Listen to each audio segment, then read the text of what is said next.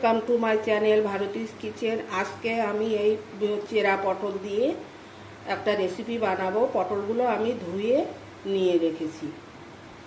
প্রথমে এর থেকে আমি এই দানাগুলো এরকম করে বের করে নেব, কিন্তু এই দানাগুলো কিন্তু ফেলবো না, এটা আমার লাগবে।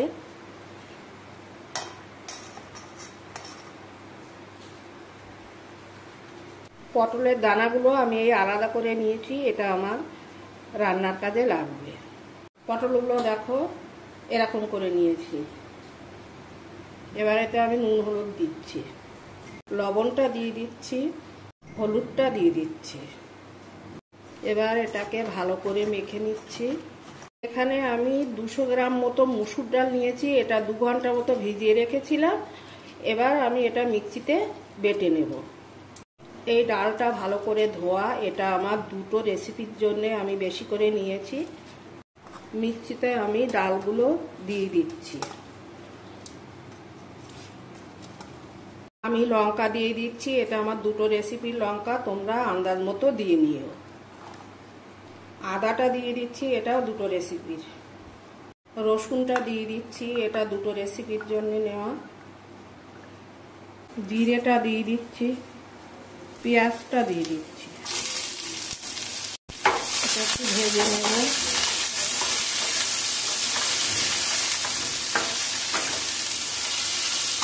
ছোট আলু আমি সিদ্ধ করে নিয়েছিলাম, এটা এর সঙ্গে দিয়ে দিচ্ছি। ভিতর থেকে যেটা বের করেছিলাম সেটা দিয়ে দিচ্ছি। একটু ভেজে নিচ্ছি।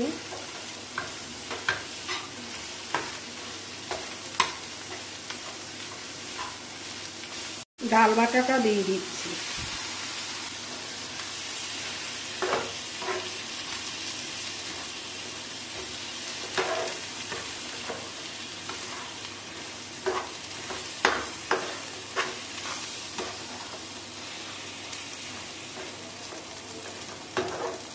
লবণটা দিয়ে দিচ্ছি, হলুদটা দিয়ে দিচ্ছি, একটু জিরে গুঁড়ো দিয়ে দিলাম, একটু ধনে গুঁড়ো দিয়ে দিলাম, একটু মরিচ গুঁড়ো দিয়ে দিচ্ছি, 1 চামচ আচার দিয়ে দিচ্ছি।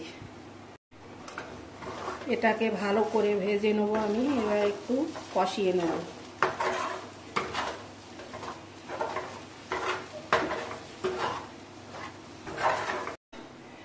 এটা আমার রান্না হয়ে গেছে, আমি এবার এটা ঠান্ডা করতে দেব। এবারে আমি পটলের পুরটা ভরে ফেলবো। দেখো এই 1 চামচ করে নিয়ে এরকম চেপে চেপে দিতে হবে। তো হাত দিয়ে চাপলে ভালো হয় চারিধার।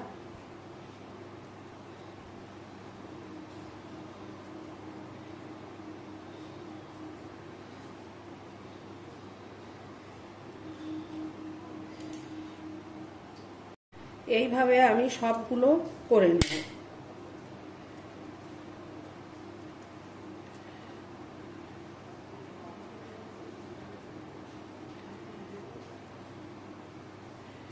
বসিয়ে দিয়েছি, গরম হয়ে গেছে, আমি তেল দিয়ে দিচ্ছি। এটা সর্ষের তেলেই রান্না করব।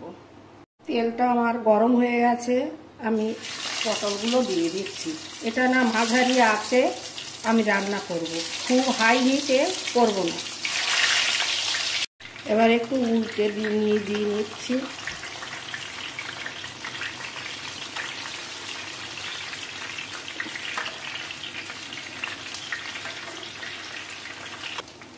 এরকম লাল লাল করে আমি ভেজে নেব, বাকিগুলো আমি এইভাবে ভেজে নেব।